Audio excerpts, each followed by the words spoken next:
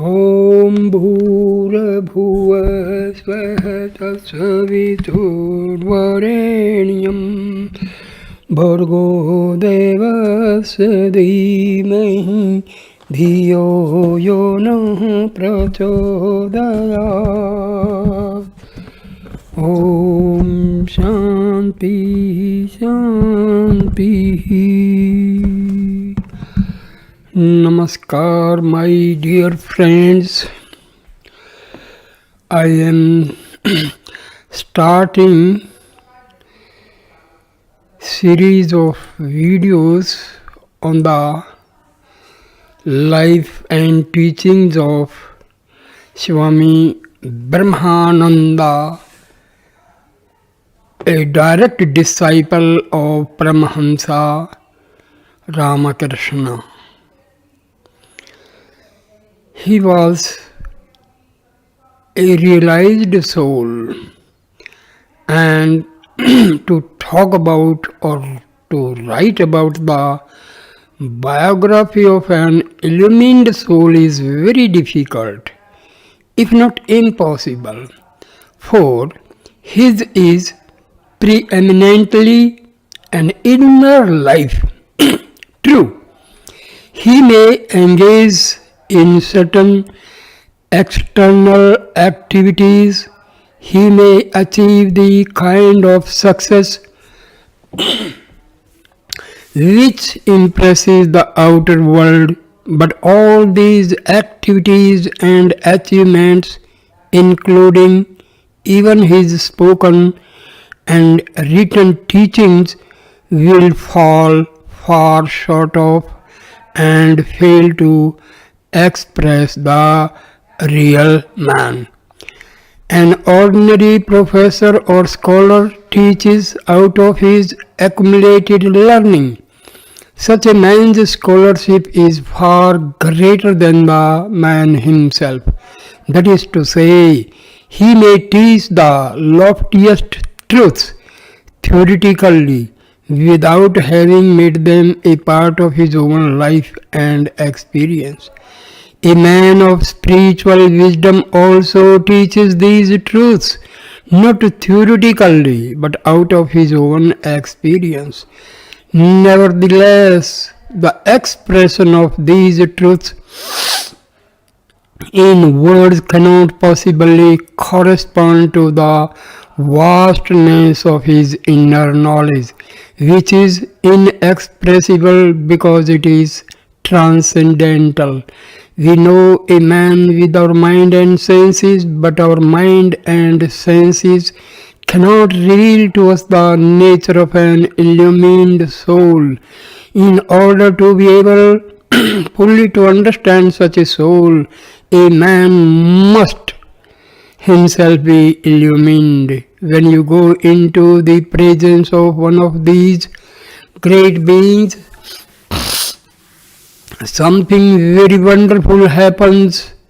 His mere presence gives you, as it were, a super sense which enables you to recognize the greatness which is in him. Maharaj, as Swami Brahmananda was called, used to give us that presence whenever we were with him. Our minds were lifted up and caught glimpses of his inner nature, but these glimpses were only partial. We were aware that the other disciples of Sri Ramakrishna who themselves illumined souls could see more in Maharaj than we, his disciples, ever saw.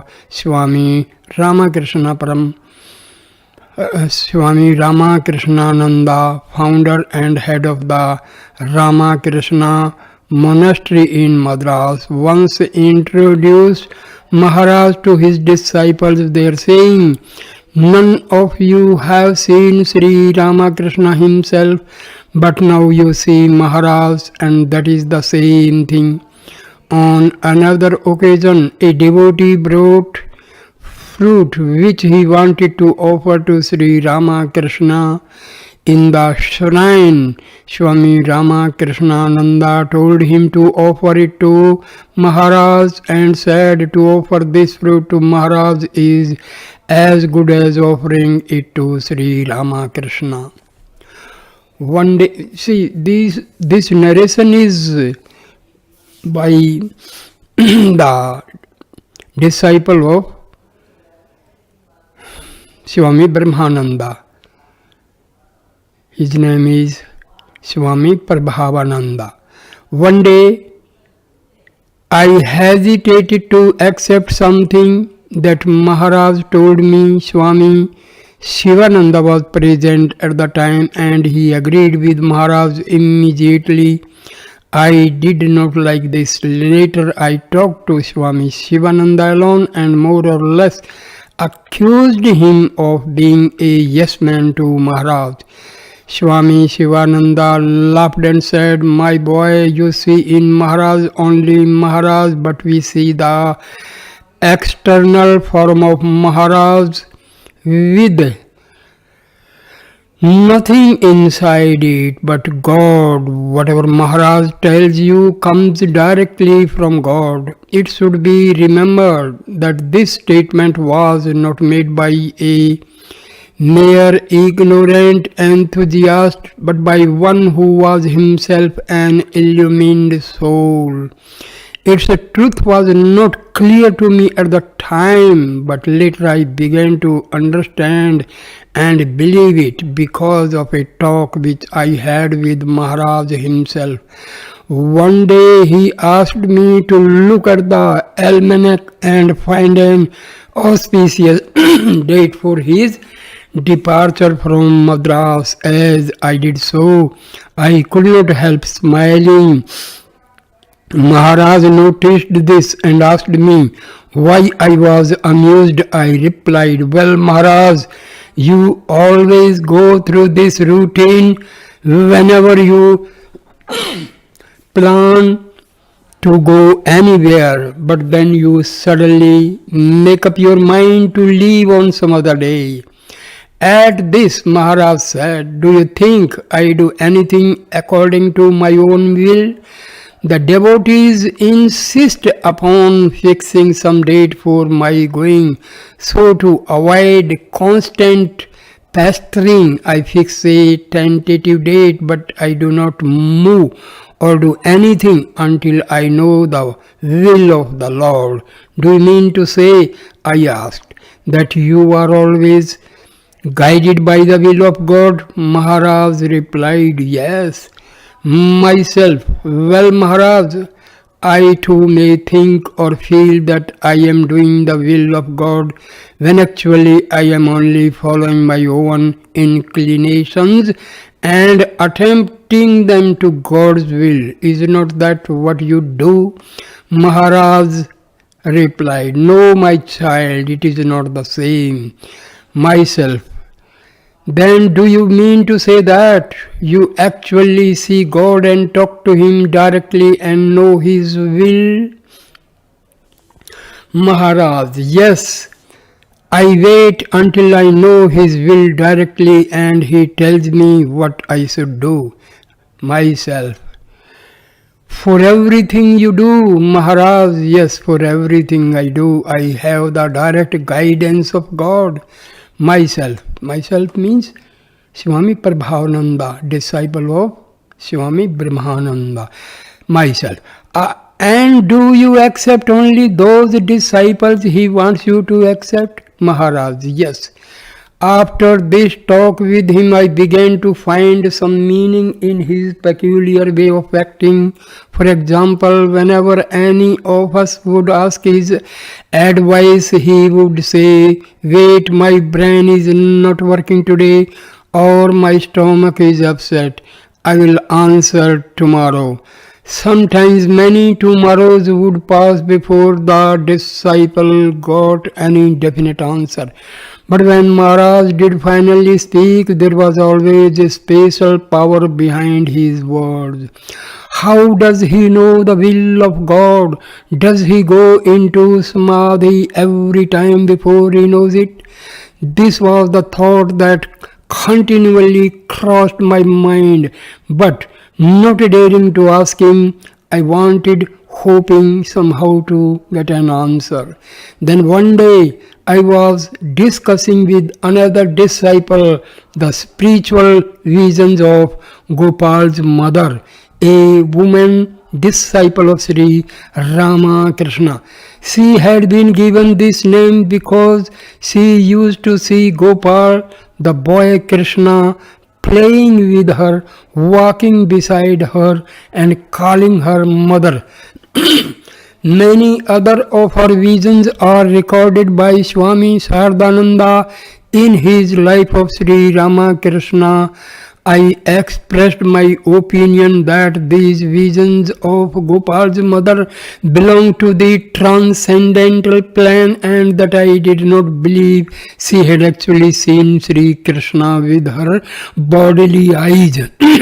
Maharaj, who was sitting in his room, overheard me. He came out and said rather sarcastically, "Ah, so you are omniscient."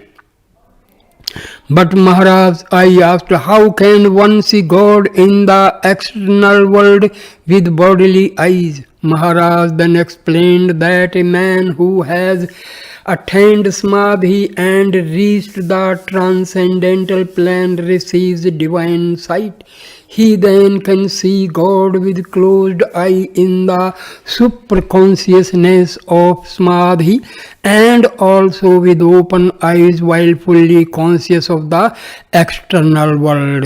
He added that to an enlightened man there is no longer any line of division between matter and spirit. What you see as matter is really Brahma. In the Upanishads, we read that a knower of Brahma becomes Brahma. What is it that attracts people to a man of God? Young and old, boys and girls, men, women, and children, saints and sinners, all felt an indefinable attraction to Maharaj, even if they did not in the least understand what was meant by a knower of Brahma. When I first met Maharaj, I was a boy of 18. I did not know anything about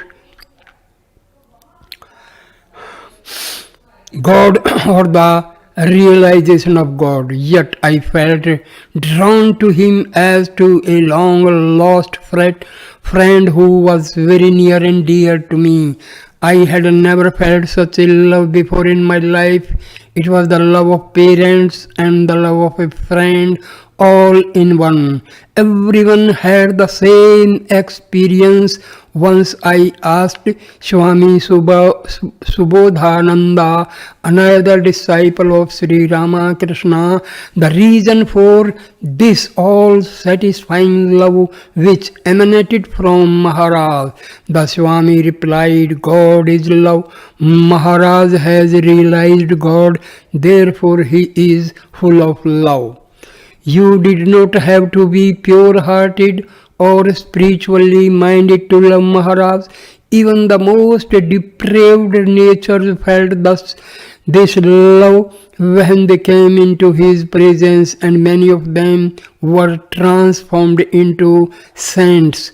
Maharaj did not talk to everybody about God or spiritual matters or philosophical truths. He would come down, as it were, to the level of each individual. He became that person. He had the power to uplift a man without his even knowing it. And when that person left his presence, he was bathed in love and purity. When you were in the presence of Maharaj, you completely forgot yourself. You felt you were in another world where there was no worry or grief. and where man was not man but divine. You were filled with a peculiar joy which you could neither explain nor understand. Maharaj's bearing was stately and regal. He was tall and well built, and his face was serene and joyful.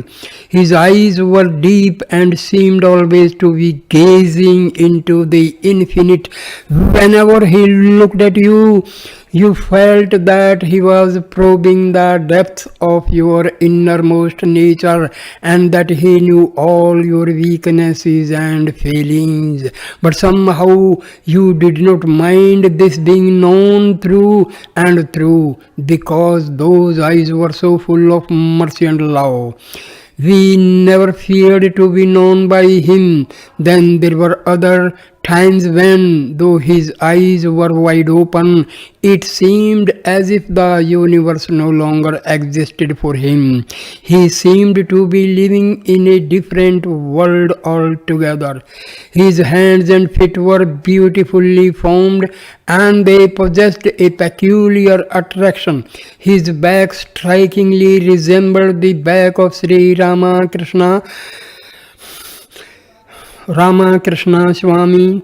Swami Turiyananda once told me how many years after the passing away of Sri Ramakrishna, he saw Maharaj from behind walking in the grounds of the Belur monastery and mistook him for Sri Ramakrishna himself. Once in a crowded railway station, I overheard a man who had been observing Maharaj exclaim to a friend, "Look at that man! What part of India does he come from? He is not like a Madrasi or a Parsi or a Bengali or a Punjabi. Can you guess his nationality?" And the other answered, "No, I cannot, but you can see very well that he is a man of God." Now, childhood and the life with the master, that is, childhood of Swami Brahmananda and how he lived with the Guruji, his Guru Paramahansa Ramakrishna. Swami Brahmananda was born on January 21, 1863 at Sikra, a village near Calcutta, Bengal. His parents were Ananda Mohan Ghosh and Kailas Kamini. His mother was devoted to Krishna and she spent most of her time in prayer, worship and meditation. Maharaj was her only son. Being a devotee of Krishna, she named him Rakhal, the shepherd boy. She passed away when Rakhal was just 5 years old.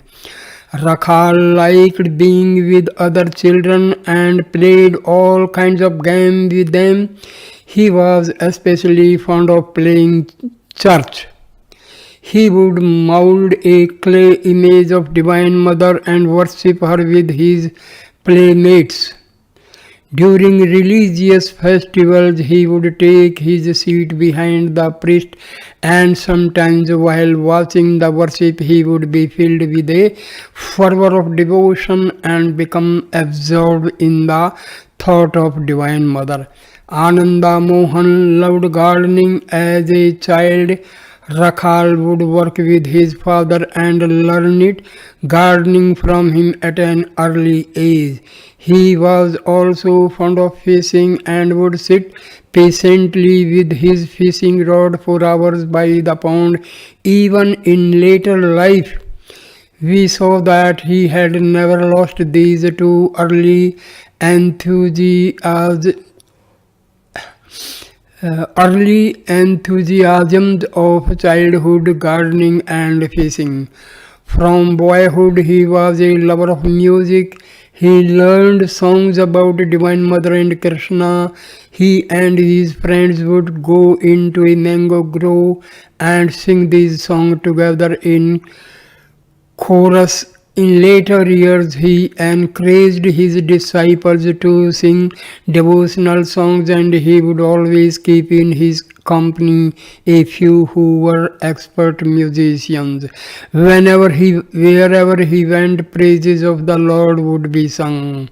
When Rakhal had finished his studies at the village primary school, he went to Calcutta to begin grammar school. He was then 12 years old. Attached to the school was an athletic club which interested Rakhal very much. The members of the club were young boys, and Naren, little known as Vivekananda, was their leader. This was how Rakhal and Naren met. They were of the same age and became very fond of each other. Later, both boys became pupils at gymnasium directed by Mr. Guha. At this period, Kesav Chandra Sen was exercising a great influence over the youth of Bengal by his powerful oratory, his fervent devotion, and his vast knowledge of Eastern and Western religions. He was the leader of the Brahmo Samaj. He preached the fatherhood of God and the brotherhood of a man. In his talks, he would quote the Upanishads and the Christian Bible. His new line of approach revived an interest in religion among us, the educated classes of Bengal. The creed of the Brahmo Samaj was that theistic conception of the Godhead, which is the only creed of Christianity and which is also to be found among many other conceptions in the Hindu scriptures. Kesav denounced as polytheism, the Hindu cult of many gods and goddesses, although these are in reality merely aspects of the one Brahma. He was opposed to the worship of images in the temples. Naren and Rakhal joined the movement and subscribed to its creed. Rakhal used to spend most of his time in prayer and contemplation, neglecting his studies. God is our Father, our very own. How shall I reach Him? This was the only thought that occupied his mind. Sri Ramakrishna later used to say of him, Rakhal was born with an intense love for God. Such a love is usually acquired only after a man has practiced spiritual disciplines for many years or many lives. Rakhal regularly attended the services of the Brahmo Samaj. His prayer that God might be revealed to him continued incessantly like the act of breathing. Rakhal was not doing very well at school, so that by that time he reached his 16th birthday, his father was worried about the boy's future. He attributed the neglect of his studies to the emotionalism of adolescence, which had turned his son's mind towards God. If Rakhal were married, the father thought to himself, his mind would be brought down to earth. He would have to consider taking up a career and providing for his wife, and therefore he would study harder. So he arranged for Rakhal's marriage to a young girl named Visveswari. Kesav Chandra Sen was the first to preach publicly the greatness of Sri Ramakrishna. Devotees began to flock to the temple of Dakshineshwar to visit the master. Among them were Manmohan Mitra and Shama Sundari, the brother and mother of Visveswari. At the time of Rakhal's marriage, these two were already ardent devotees of Sri Ramakrishna, whom they regarded as an incarnation of Sri Chaitanya. Thus it came about that the worldly influence of marriage combined with the spiritual influence of Keshav brought Rakhal to the feet of his future beloved master. It was natural that Manmohan should introduce Rakhal, his new brother-in-law, to Sri Ramakrishna. For some time before their visit, the master had spiritual visions concerning his future disciple. Once Sri Ramakrishna prayed to Divine Mother, Mother, I want someone to be my constant companion. Bring me a boy who is pure-hearted and intentionally devoted to you. A few days later, he saw in mystic vision a boy standing under the banyan tree in the temple grounds. On another occasion, this same boy appeared to him in a different manner, to quote the master's own words. A few days before Rakhal came to me, mother placed a little boy on my lap and said, "This is your son." At first I was startled. My son? Mother smiled at this and made me understand that I was not to have a son in the ordinary sense, but that this boy would be my spiritual son, one who would live up to the highest ideal of renunciation. From this hour onward, Sri Ramakrishna waited eagerly for the coming of his spiritual son. A few moments before Rakhal actually arrived, he had another vision. Suddenly he saw a 100-petaled lotus blooming on the bosom of the Ganges, each of its petals shining with exquisite loveliness. On the lotus, two boys were dancing with anklets on their feet. One of them was Sri Krishna himself, the other was the same boy he had seen in his earlier vision. Their dance was indescribably beautiful. Every movement they made seemed to splash foam, as it were from an ocean of sweetness. Sri Ramakrishna was lost in ecstasy. Just then a boat arrived carrying Manmohan and Rakhal. Sri Ramakrishna looked at Rakhal in bewilderment. What is this? He thought to himself, here is the boy I saw standing under the banyan tree. Here is the boy mother placed on my lap. Here is the boy I saw just now dancing on the lotus with Sri Krishna. This is the pure-hearted companion I prayed for to mother. Sri Ramakrishna regarded Rakhal for a few moments in silence. Then he smilingly remarked to Manmohan, there are wonderful possibilities in this boy. After this, the master talked to Rakhal for some time as though he were an old friend. What is your name? He asked. Rakhal answered, Rakhal Chandra Ghosh. Meaning the name Rakhal. Sri Ramakrishna was deeply excited and muttered to himself, Rakhal, the shepherd boy of Vrindavan, the polymate of Sri Krishna. Then in a sweet, affectionate voice, he said, come and see me again. In the presence of the master, Rakhal had experienced a peculiar feeling of joy, love and intense attraction. As he left the temple grounds, that voice in all its sweetness kept echoing within his heart, come and see me again. He knew that at last he had met a man who had seen and known God. Rakhal went back to his home and to school, but he could not forget his visit to the master. Sri Ramakrishna filled all his thoughts and he was impatient to see him again. A few days later, after school hours, he went alone to Dakshineswar. The master welcomed him eagerly and said with great affection, Why did not you come back to me sooner? I have been waiting for you. Rakhal did not know what to answer. He looked at the master and felt that same ecstatic joy he felt like a little child sitting at the feet of God, the Father of all. From that day onward, the relationship between these two was established. Rakhal saw in Rama Krishna Father, Mother and God. Sri Rama Krishna saw in Rakhal the divine child.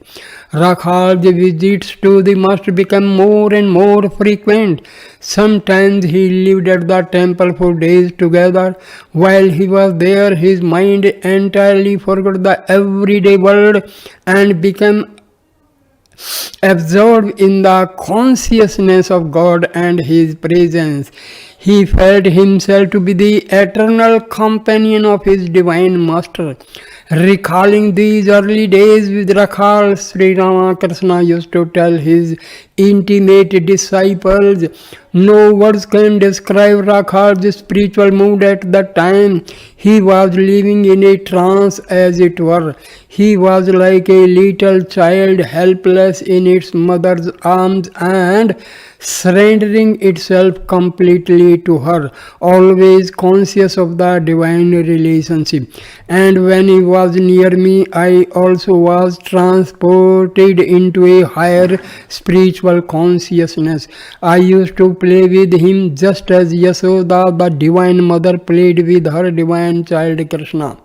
Rakhal's father tried in many ways to bring his son's mind back to the interest of a worldly life. He gave him strict orders not to go to the temple at Dakshineswar.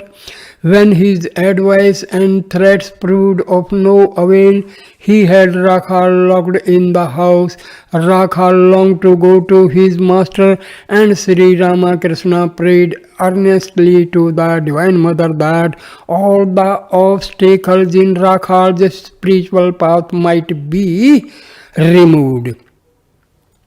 One day Anand Mohana made Rakhal sit beside him in his study while he looked over some legal documents. As soon as the Rakhal noticed that his father was deeply absorbed in the work, he seized the opportunity to slip out of the room and hurried off to his master.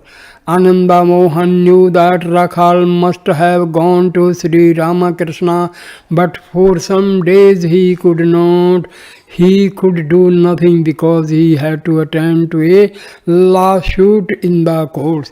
As soon as he had time, however, he went to Dakshineswar intending to take his son home. When Rakhal saw his father coming, he was frightened and wanted to hide, but Sri Ramakrishna would not let him. So Rakhal, following his master's advice, went to meet his father and greeted him with unusual affection and reverence. It was then that Ananda Mohan had a change of heart.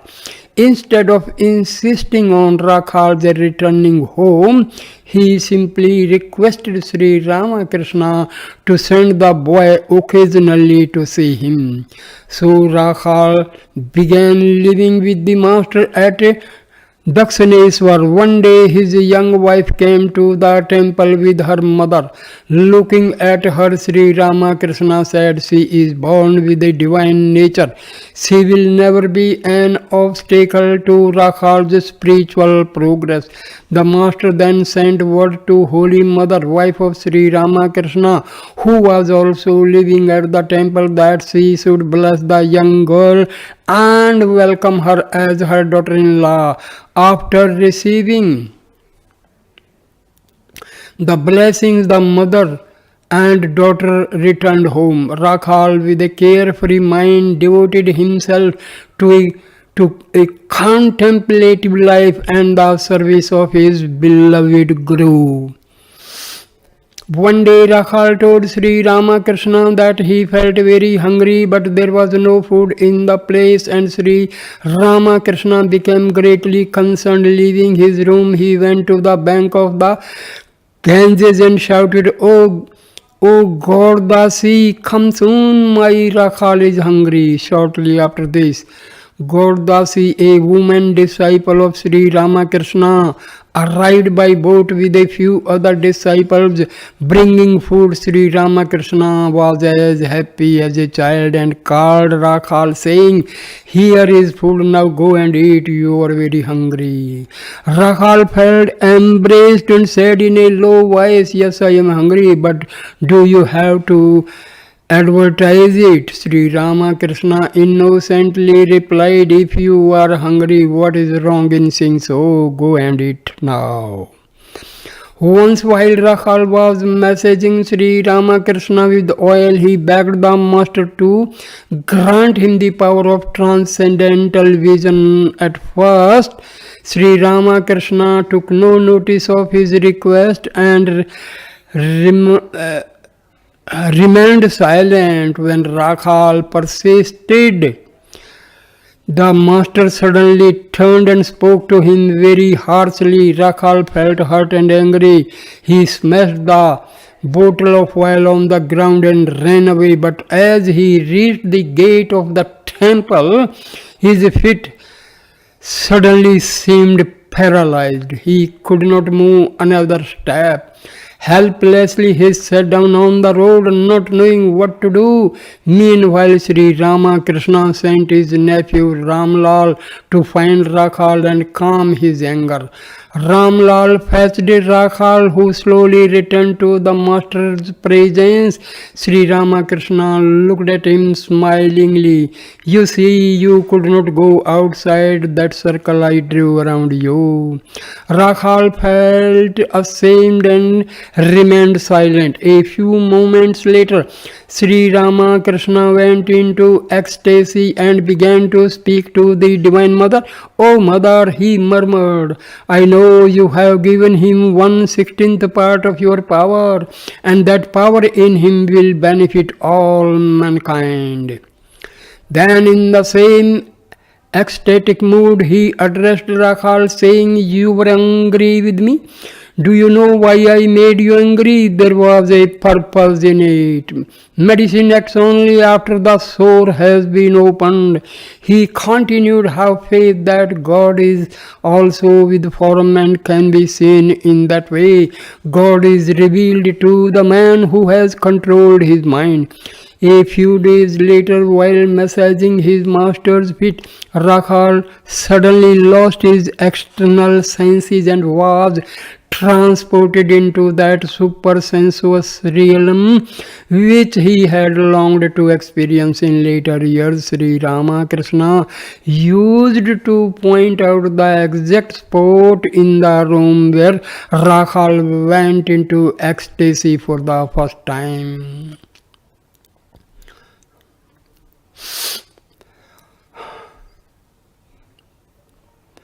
A neighbor once said to her, "It seems that Rakhal went into ecstasy for the first time."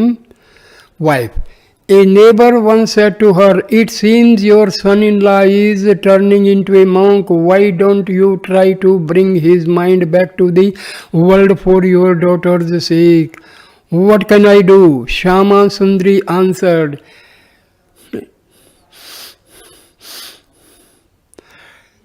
"Everything depends on the will of the Lord. If my son-in-law becomes a monk, I shall regard it as a great blessing." Soon after this, Shama Sundari came with her daughter to visit Rakhal and asked him to return home. The meeting took place in the presence of Sri Ramakrishna, who remained silent throughout. Later, the master described it to his other disciples and said, "Rakhal has now reached a true spiritual discrimination. I know he will no longer be attached to the world. He has realized the emptiness of earthly pleasures." The master felt, however, that Rakhal had a duty to his wife and told him to visit her from time to time. Rakhal obeyed. Gradually, his visits to his wife became longer. He felt concerned about her and her future. Finally, he came to Sri Ramakrishna and asked his advice. The master listened to everything he had to say but refused to tell him definitely which path of life he should follow. With a heavy heart, Rakhal went back to his wife and silently prayed to Sri Ramakrishna to show him the way. 3 days passed, Rakhal prayed unceasingly. Suddenly, a veil was removed from his sight and he saw the divine Maya, the play of divine mother. He knew now which path to choose. He and his wife were not to be bound by the ties of marriage. He had a great mission to fulfill. He was certain now that his wife would be taken care of, and strangely enough, she also felt full of peace. So, taking leave of her, he went straight back to Dakshineshwar. The master knew exactly what had happened. Silently smiling, he welcomed home his beloved spiritual son.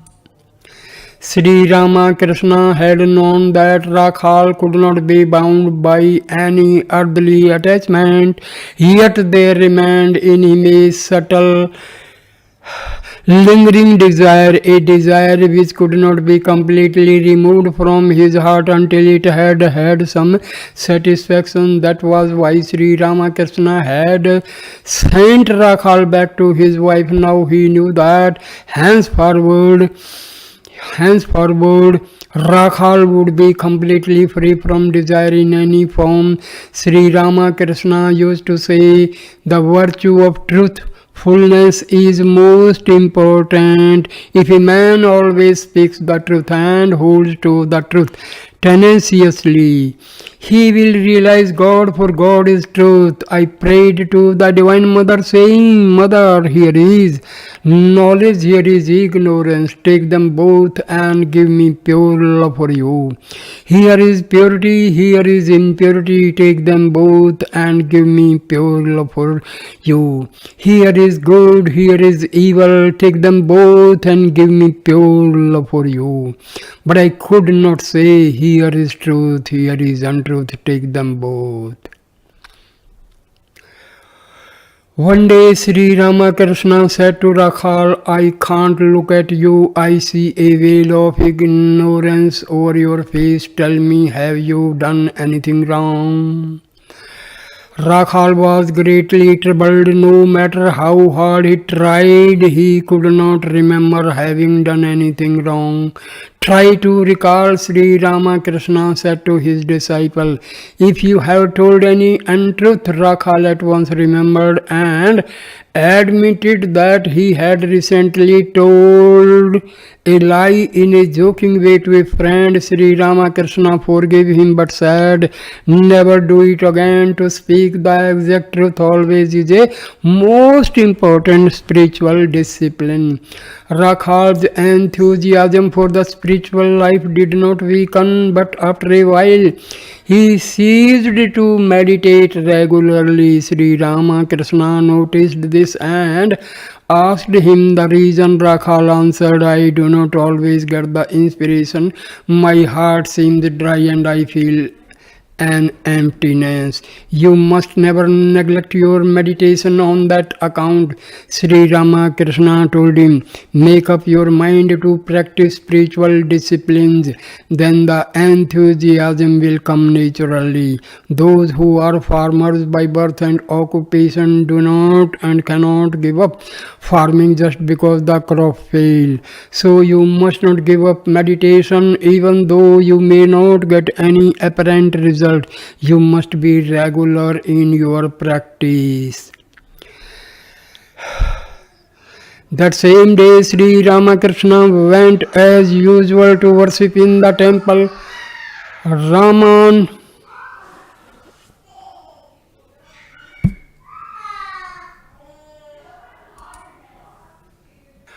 So I end the video here. Thanks you my dear friends for watching and listening this video with patience. Please like, comments and share the video and subscribe my channel. Thanks you a lot. Namaskar my dear friends. Namaste, namaste, namaste.